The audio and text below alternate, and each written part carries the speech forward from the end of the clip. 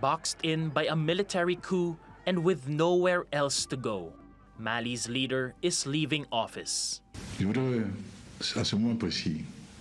I would like, at this precise moment, while thanking the Malian people for their accompaniment throughout these long years, for the warmth of their affection, to tell you my decision to resign from my functions, all my functions from this moment on, and with all the legal consequences, the dissolution of the National Assembly and that of the government.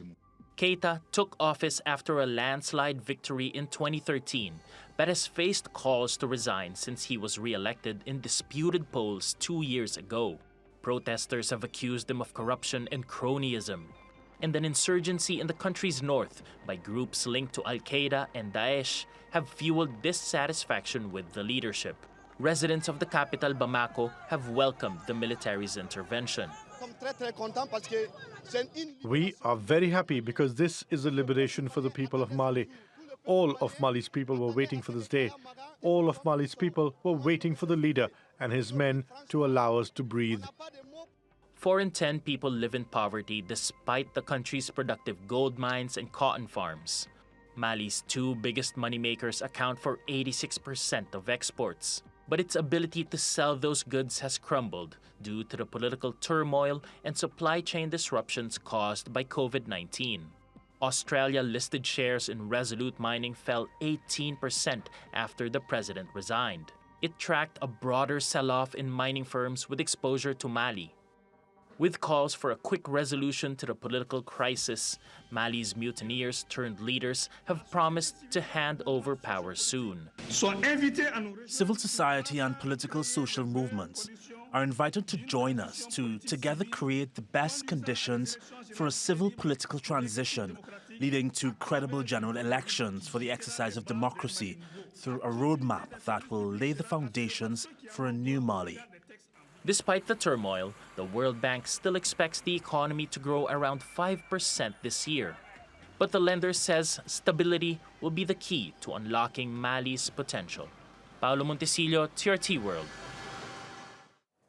Well, for more, let's go to Paul Melly in London. He's a consulting fellow at Chatham House's Africa Programme and has been closely following the developments in Mali. Welcome to the programme, Paul. Now, to what extent has Mali's deteriorating economy played into this coup and this discontent with the ousted president?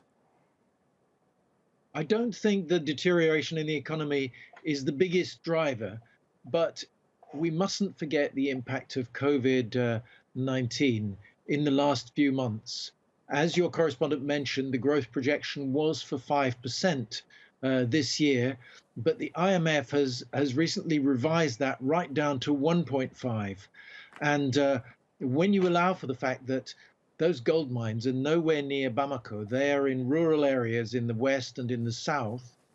So for people in the capital city, which is several million people and are very heavily dependent on the informal economy, street trading, craft activities and things like that, the COVID-19 pandemic and the impact of lockdown measures is very severe.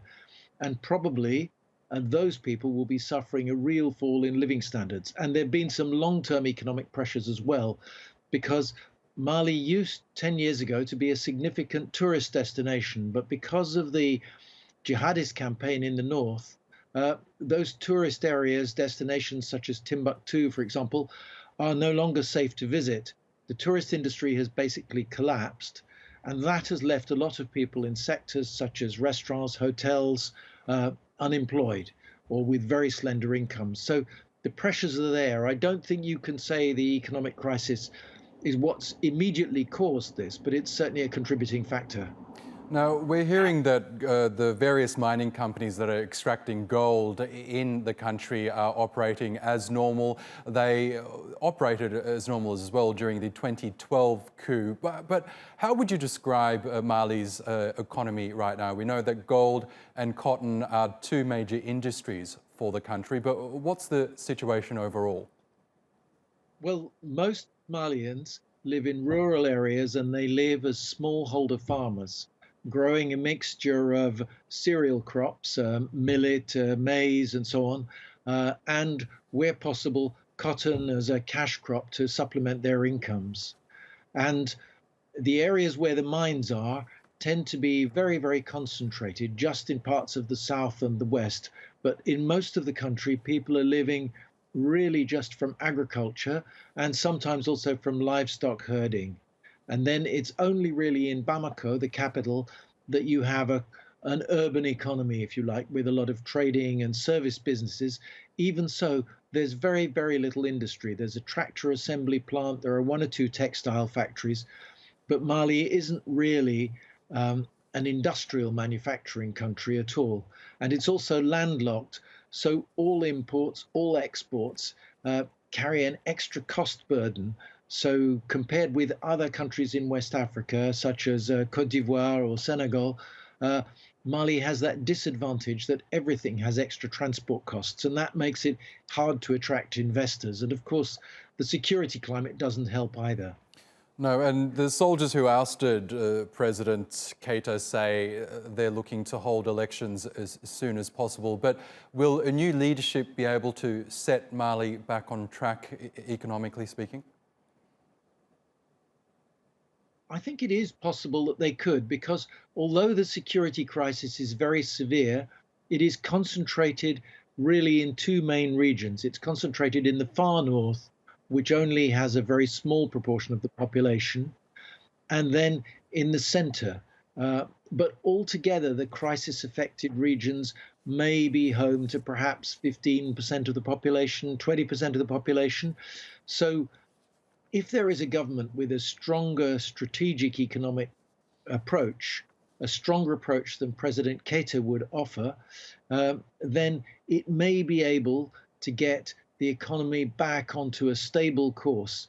After all, even in the midst of this crisis, it's worth remembering that the growth rate pre-COVID-19 was projected at 5%.